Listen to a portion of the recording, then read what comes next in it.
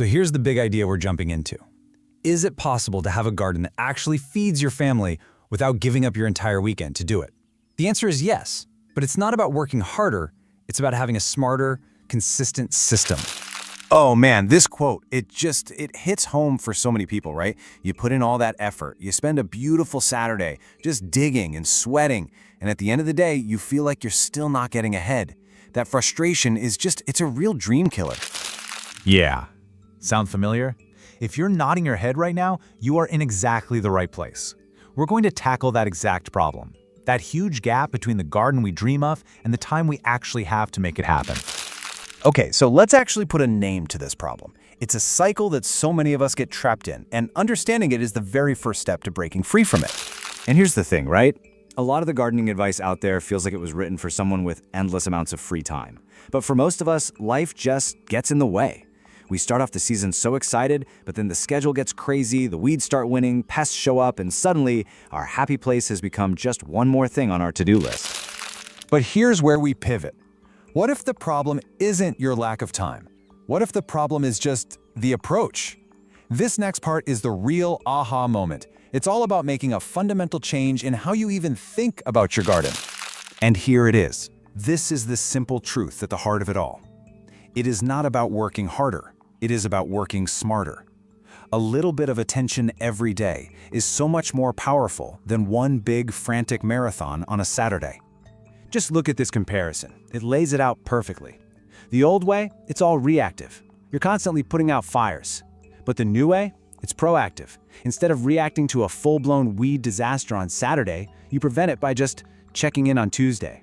It's a total shift from chore to habit. Okay, so that all sounds great in theory, but how do we actually do it? Let's get into the nuts and bolts. I'm going to walk you through the 5 simple steps that are the absolute backbone of this whole 10-minute method. And this is it, the whole routine, right here. Scan, harvest, water, maintain, and appreciate. Each step is tiny, but when you put them all together, they create this amazing loop that keeps your garden productive with, hardly any effort. All right, let's dig into step 1, the quick morning scan. And honestly, this might be the most crucial step of them all. It is all about catching things when they're small. It all comes down to one word: prevention. Think about it, a tiny little weed you can pull with 2 fingers today. That same weed could be a monster in 2 weeks that needs a shovel. A couple of pests under a leaf for an easy fix, a full-blown infestation, that's a nightmare. This quick scan is your secret weapon. And now for my favorite part, step 2. This is where you get your daily reward. And it's not just about grabbing food, you're actually sending a signal to your plants to keep on producing. You've got to remember, your plants want you to pick from them. The more you harvest, the more they produce. It creates this awesome feedback loop. A handful of beans here, a couple of ripe tomatoes there, it all goes toward dinner, and it makes your garden way more abundant in the long run. Okay, step 3, the quick water check. This one is all about working smart, not hard. The goal isn't to just drown everything all the time, but to give water only to the plants that actually need it when they need it.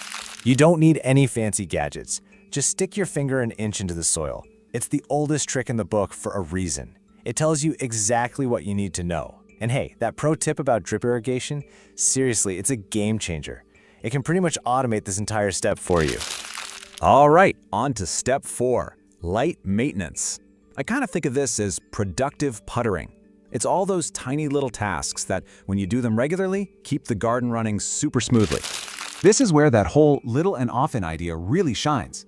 You see a bare spot where you just pulled a head of lettuce? Don't make a note to deal with it on Saturday. Just pop a few more seeds in there right now. It takes 10 seconds, and it means your garden is constantly producing without ever needing a huge, exhausting replanting day. And now for our final step, number 5. This is the one people are most likely to skip, but I'm telling you, it's the glue that holds the whole habit together. It's not about doing something, it's about just being there. Because this isn't about the work of gardening, it's about the joy of it. Just taking 60 seconds to actually look, to see a new tomato forming, to watch a bee on a flower, that is what turns this from a chore into a form of therapy. It's what makes you want to come back out tomorrow. Okay, so you do all this, you stick with the 10-minute routine. What's the payoff? Well, it's pretty huge, and it goes way beyond just a few vegetables. I mean, look at this. You're literally saving money on groceries. You're eating food that tastes worlds better than anything from a store. Your kids are learning where food actually comes from, and you're getting salads and herbs for most of the year. But the best part? You're doing it all without that burnout that makes so many people quit. Okay, let's bring this all home. I want to leave you with a super simple, totally doable challenge to get you started down this path. And really, this is what it all boils down to. The best garden isn't the biggest one or the most perfect one. It's the one you show up for, consistently. Consistency beats intensity every single time. So forget the grand plans for a second. Just think, what's one tiny thing you can start with tomorrow morning?